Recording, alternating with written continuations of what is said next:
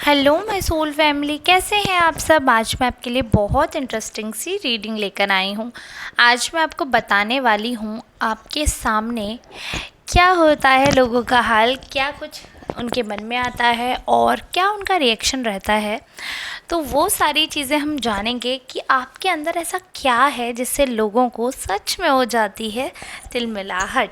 तो काफ़ी इंटरेस्टिंग सी रीडिंग रहने वाली है। आपको वीडियो को अंत तक देखना है, तभी आपको पता चलेगा कि एक्चुअली में मैसेज क्या था। और मैं आज आपके लिए शिव शक्ति गाइडेंस भी लेकर आई हूँ, तो वीडियो को एंड तक देखना ना भूलें। और नए लोगों से आग्रह है, प्लीज़ सब्सक्राइब दी चैनल। आपको अगर आप सब्सक्राइब करेंगे तो बिल्कुल भी रिग्रेट नहीं होगा। मैं पर डे काफ़ी इंटरेस्टिंग सी रीडिंग लेकर आती हूँ। और सबसे ही ये बात कहना चाहती हूँ, जनरल रीडिंग है, आपसे रेजोनेट हो भी सकती है, नहीं भी हो सकती है। आपकी एनर्जी पे बेस्ड है कि अगर आज आपकी एनर्जी पिक हुई है तो रीडिंग आपसे रेजोनेट होने के चांसेस हैं। हो सकता है 100% ना हो, 70%, 60% या पार्शल रीडिंग आपकी हो सकती है। इसलिए सारे कार्ड्स को ध्यान से सुनिएगा, अपनी एनर्जी को क्लेम करिएगा। नए हैं तो सब्सक्राइब ज़रूर करना, साथ साथ में बेल आइकॉन को भी प्रेस कर दीजिएगा। वीडियो अच्छा लग रहा हो तो प्लीज़ लाइक करिएगा। आप लोग लाइक देखते बहुत ज़्यादा हैं और सब्सक्राइब नहीं कर रहे हैं, तो आप सब्सक्राइब भी करिएगा और लाइक भी करिएगा और कमेंट करके अपनी एनर्जी भी ट्रांसफ़र करिएगा मुझ तक। अगर आपको ज़रूरत है पर्सनल रीडिंग की, देन ये जो नंबर डिस्प्ले में है 8840298154, काफ़ी चार्जेस कम हैं। और आप जब इस नंबर पर कांटेक्ट करेंगे, अपना अपॉइंटमेंट बुक करेंगे, उसके बाद आपको चार्जेस जो होंगे वो सबमिट करने हैं, फिर मैं आपको पर्सनल रीडिंग प्रोवाइड करूँगी। काफ़ी लोगों को ऐसा लगता है कि नंबर फेक है या फिर किसी मेल ने उठाया है। डायरेक्ट मैंने अपना नंबर नहीं दे रखा है, इस नंबर पर ही आपका अपॉइंटमेंट बुक होगा, देन मैं आपको पर्सनल रीडिंग प्रोवाइड करूँगी। और चार्जेस अभी बहुत कम है, लेकिन फिर भी अगर आपको ऐसा लगता है कि अगर आपको एक ही क्वेश्चन पूछना है तो आप उसके भी इंडिविजुअल चार्जेस पूछ सकते हैं। एक क्वेश्चन का चार्ज अलग है और टाइमिंग के हिसाब से चार्जेस चेंज हो जाते हैं, तो आप अपनी बात कर सकते हैं उस नंबर पे। नेगोशिएट ज़्यादा करने की कोशिश ना करें, क्योंकि चार्जेस ऑलरेडी डिस्काउंटेड प्राइस जो हैं वो आपको बताए जा रहे हैं। चलिए अब हम रीडिंग पर आते हैं। तो जो मैं अगर आपके कार्ड शफल करके जो मैं देख पा रही हूँ, तो उसमें एक चीज़ दिख रही है मुझे यहाँ पे कि अगर मैं आपके एनिमीज़ की बात करूँ ना, तो काफ़ी हद तक आपकी एनर्जी उनसे अभी बहुत ज़्यादा ही हैवी एनर्जी में आ गए हो आप, क्योंकि और ये अभी लग रहा है कि ऐसे जैसे ड्रास्टिक चेंज हुआ है और पहले ही एनर्जी नहीं हुआ करती थी। आई एम श्योर ऐसा नहीं होता होगा कि अभी जो एनर्जी, जो एंथुजियाज्म आप फील कर रहे हैं, जो अभी क्रिएटिविटी आपके अंदर आ रही है, कहीं से कुछ करने की उमंग आ रही है, तो वो पहले नहीं हुआ करती थी। हालांकि कुछ लोगों में ये चीज़ रिवर्स भी हो सकती है, उनको ऐसा लगेगा अगर वो उनमें पहले थी तो हो सकता है उनको रिवर्स फील हो, बट स्टिल आपकी एनर्जी जो है आपके एनिमीज से अभी स्ट्रोंगर है। क्योंकि जिस हिसाब से अगर मैं सितारों की बात करूँ तो थोड़ा सा ग्रह ऊपर नीचे दिख रहे हैं। अब आई डोंट नो आप में से किसकी रीडिंग जो है वो पिक हुई है, आज किसकी एनर्जी आ गई है, बट जिस भी इंसान की आई है काफ़ी परखा हुआ इंसान है, मतलब काफ़ी तराशा हुआ इंसान है। यानी कि आपने खुद को टाइम टू टाइम कैसे चीज़ों के साथ अडेप्ट करना है, कैसे एडजस्ट करना है, अडेप्टेशन आपने बहुत अच्छे से अपने आप को, अपनी बॉडी को सिखा दिया है। अब भले ही आपके दिमाग में कुछ भी आए, बट आपके एक्शंस में वो चीज़ रिफ्लेक्ट नहीं होती है। तो इस हिसाब की मैच्योरिटी आपके अंदर देखने को मिल रही है।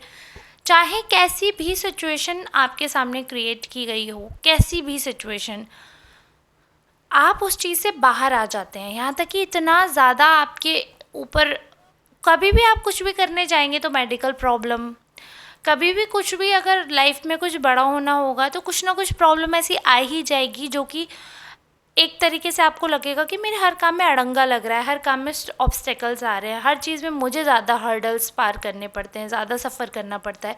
ऐसा मन में आपके आना स्वाभाविक है, बट इस चीज़ को आप ऐसे लीजिए कि जब क्लास में एक बच्चा बहुत होशियार होता है ना, तो टीचर मूर्ख बच्चों से कभी नहीं कहते हैं कि आप हार्ड सम जो है, हार्ड क्वेश्चन जो है उसको सॉल्व करिए। हमेशा इंटेलिजेंट बच्चे को ज़्यादा कठिन सवाल दिया जाता है।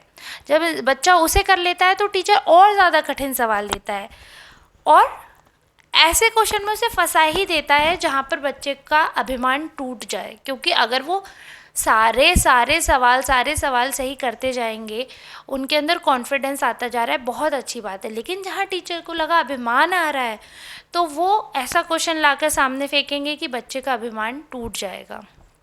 तब उसे टीचर और अपने आप में डिफरेंस समझ आएगा। तो इसलिए बीच बीच में ऐसा हो सकता है कि ईश्वर आपको पटक लगा देते हों। लेकिन अगर मैं ऐसे पर्सनैलिटी के वाइज आपकी बात करूं, देखिए समय ऊपर नीचे मुझे दिख रहा है, थोड़ा सा कहीं कहीं पे हो रहा है, कहीं कहीं पे फ्लक्चुएशंस दिख रहे हैं मुझे, कि एकदम से राइज आता है, एकदम से फॉल आ जाता है, आप समझ भी नहीं आ पाते हो, अचानक से अच्छा जा रहा है फिर कुछ बुरा हो जाता है, आप समझ भी नहीं पा रहे हो। ऐसी एनर्जी आज पे खोई है कि ऐसा सर्कमस्टेंसेस लाइफ में चल रहे हैं।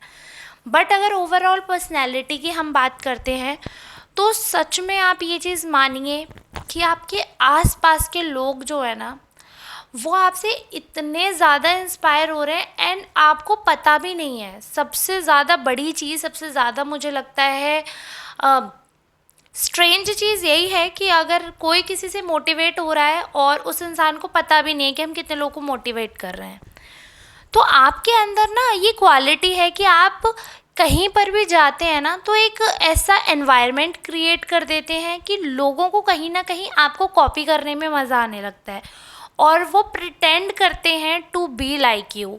अब देखिए, सबकी एक यूनिकनेस होती है। हो सकता है कि जैसे मेरे बात करने का तरीका या मेरे रीडिंग करने का तरीका किसी और एस्ट्रोलॉजर से, किसी और टैरो रीडर से आपको डिफरेंट लगे। अब ये तरीका आपको अच्छा भी लग सकता है और ये तरीका आपको बुरा भी लग सकता है।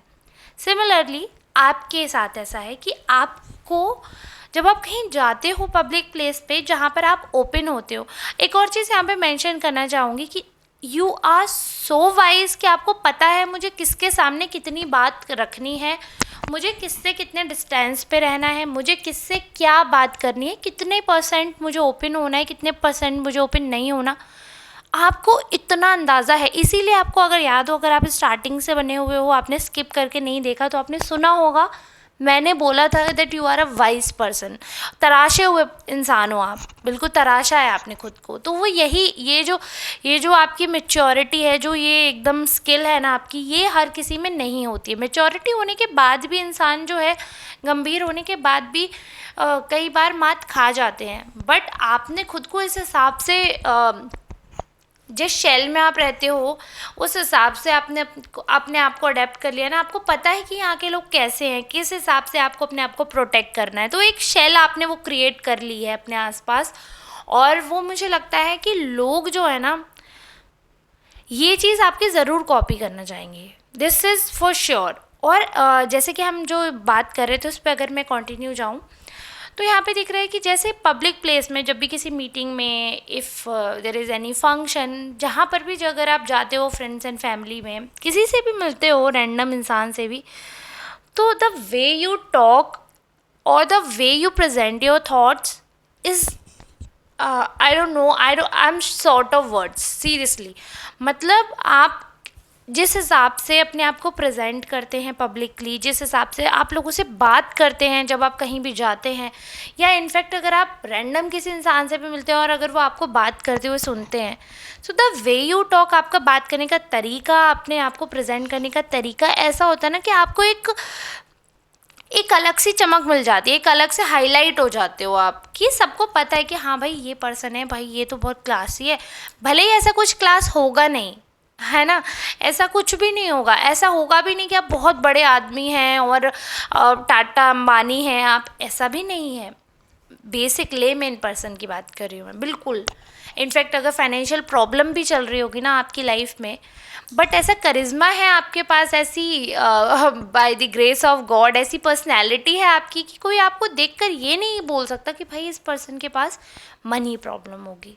No buddy can think of that. वो इस बारे में अंदाज़ा भी नहीं लगा पाएंगे कि आप किस सिचुएशन को फेस कर रहे हो, क्या है क्या नहीं है। इस हिसाब की लेयरिंग है आपके अंदर, इस हिसाब के फ़िल्टर्स हैं आपके अंदर, और मुझे लगता है कि इसमें कोई बुराई नहीं है। कई बार ऐसा होता है कि हमें अपने आप को छुपाना पड़ता है, हर चीज़ हम अपनी हर बात नहीं बता सकते, क्योंकि लाइफ में ना ऐसा होता है। देखिए ये थोड़ा मैं आपको एक्सप्लेन करना चाहती हूँ। देखिए ऐसा होता है लाइफ में कि हमसे गलतियाँ हो जाती हैं, हर किसी के कुछ डार्क सीक्रेट्स होते हैं, लेकिन हम नहीं चाहते। अब गलती हो गई है और ऑब्वियस ही बात है हमें उसका रिजल्ट मिल गया है, तभी हमें पता चला ये गलती है। क्योंकि अगर हमें पहले से पता हो ये गलती है तो वो गलती ही क्यों करेंगे हम उसे सही काम समझते हैं तभी तो करते हैं। यानी कि अगर आपको ये पता चल गया है कि आपकी गलती है, यानी कि आप उसको भुगत चुके हो, आपको उसका रिजल्ट पता चल गया है कि हाँ भाई ये तो काम उल्टा हो गया। जब हमें पता चल जाता है कि हाँ भाई हमसे गलती हो गई है, यहाँ पर हम गलत हैं, तो हम क्या करते हैं, उस चीज़ को छुपाने की कोशिश करते हैं या फिर हम सही करने की कोशिश करते हैं, डिपेंड्स ऑन दी सिचुएशन। तो अगर कोई ऐसा नया इंसान है जिसे उस गलती के बारे में नहीं पता है और उससे उस गलती का लेना देना भी नहीं है, और अगर आप उस चीज़ को छुपा रहे हैं या उस चीज़ को नॉर्मलाइज कर रहे हैं, दैन इट्स टोटली ओके, क्योंकि उनको कोई फ़र्क नहीं पड़ता आपने पास्ट में क्या किया है।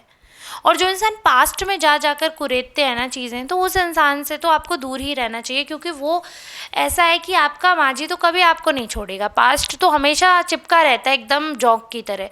तो जो इंसान पास्ट पे ध्यान देगा वो कभी भी फ्यूचर और प्रेजेंट पे ध्यान नहीं दे सकता है। तो पहले तो ये ऐसे इंसान को ही आप अपने जीवन से बिल्कुल ख़त्म कर दीजिएगा अगर कोई ऐसा करता है।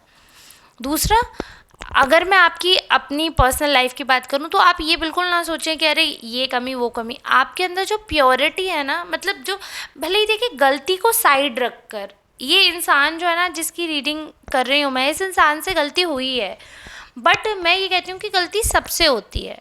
हर कोई एक ना एक बार अपने सबसे ज़्यादा चाहने वाले इंसान का दिल दुखाई देता है।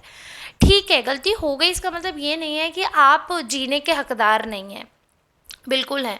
बट अपार्ट फ्रॉम दैट, आपकी पर्सनैलिटी में जो आपकी प्योरिटी झलकती है ना, वो नेक्स्ट लेवल है और उसका कोई तोड़ नहीं है। आपके सामने लिटरली लोग फीके पड़ जाते हैं। भले ही आपको कोई गलतियों का पुतला बोल दे, भले ही आपको बोल दे कि अरे आप केयरलेस हैं, भले ही आपको सेल्फिश बोल दे, बट यू आर नॉट। उस सिचुएशन पे क्या चीज़ें थी क्या नहीं थी वो तो आप ही जानते हैं, वो कोई और नहीं जानता है।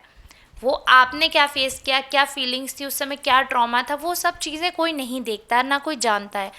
लेकिन ईश्वर तो जानता है ना कि आपका इंटेंशन क्या था। आपका इंटेंशन किसी को हर्ट करना नहीं था। तो वो जो प्योरिटी है आपके दिल की, जो आपके अंतरात्मा की, वो आपके फेस पर झलकती है, और वो स्वभाव है ना एक इंसान का, वो आ जाता है चेहरे पे। तो जो आपका फेस है ना, आपकी इनर स्ट्रेंथ को दिखाता है, इनर जो ग्लो है, और जो आपकी बातों में बढ़िया सी मिठास है, वो सब आपकी इनर पीस की वजह से है, जो आपकी प्योरिटी है उसकी वजह से है। और यही आपको सबसे अलग स्टैंड आउट करता है। देखिए कई लोग ऐसे होते हैं लाइफ में, गलती करते हैं, रिग्रेट नहीं करते उस चीज़ पे, और वो गलती को छुपाने के लिए और 100 गलतियाँ करते हैं और 100 झूठ बोलते हैं। But you are not like that. आप एक्चुअली में वैसे हो ही नहीं। अरे ठीक है, हो गया तो हो गया, and I accept that this is my fault, और ऐसे ऐसे। बट अब इसे ठीक कैसे करना है, आप उस रास्ते पे चलते हो, और यही चीज़ आपको ना सबसे स्टैंड आउट करती है, सबसे अलग करती है।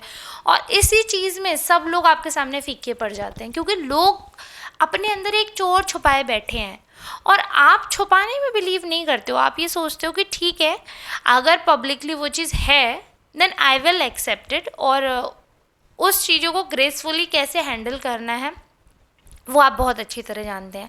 किसी सिचुएशन में अगर आप स्टक हो जाते हैं तो आप इजीली कैसे उसमें से बाहर आ जाते हैं, ये भी बहुत अच्छे से आपको आता है। मतलब सच में जो आज के रीडिंग में तो मुझे ये कहना चाहिए कि जो आपकी इंटेलिजेंस है ना, इसके आगे सब फीके हैं। सच में आप मानिए, इसके आगे सब फीके हैं, आपके आगे सभी फीके हैं। शायद आपकी जो समझदारी है ना, उसका कोई तोड़ ही नहीं है। और आपके अंदर ये जो इंटेलिजेंस है, मुझे लगता है ये जेनेटिक है, या आई डोंट नो, ये या फिर आप स्पिरिचुअली इतने ब्लेस्ड हैं, या आपकी क्या कर्मा रहे होंगे।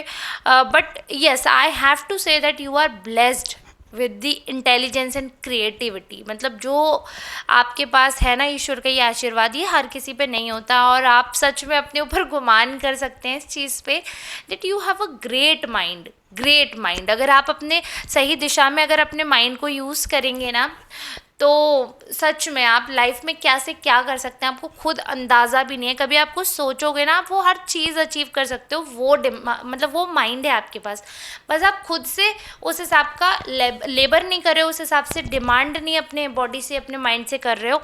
बट कैपेसिटी आपके अंदर बहुत है जो कि आप खुद अभी नहीं जानते हो। तो अब हम बात करते हैं शिव शक्ति संदेश की। क्या है उनका संदेश आपके लिए, वो भी देख लेते हैं। तो यहाँ पर ये दिख रहा है कि आपके लिए वेल्थ एंड प्रोस्पेरिटी, ईश्वर की तरफ से आपको ऐसा आशीर्वाद है कि वेल्थ और प्रोस्पेरिटी, ऐसा लग रहा है जैसे कहीं ना कहीं कुछ अटका हुआ था, या फिर अगर आप कुछ लुक आफ्टर कर रहे थे मनी के लिए, करियर में कहीं कुछ तो अगर आप फेस कर रहे थे, तो वो चीज़ जो है वो क्लियर होने वाली हैं। काफ़ी चीज़ें क्लियरेंस पे हैं। आपकी तरफ वेल्थ और हैप्पीनेस जो है आपकी तरफ दौड़ी आ रही है। ईश्वर का ऐसा आशीर्वाद है, उनकी कृपा है आपके ऊपर कि जो भी दिक्कतें हैं, जो भी इस चीज़ से रिलेटेड उलझे और सुलझे मामले हैं, वो सारी चीज़ें अपने आप ट्रैक पे आ जाएंगी और सारी चीज़ें आपके फेवर में रहेंगी। ऐसा अभी आज का मैसेज मैं कैच कर पा रही हूँ और मैंने पूरी कोशिश की है जो भी मैसेज मुझे मिला है मैं आप तक पूरी तरह से डिलीवर कर पाऊँ।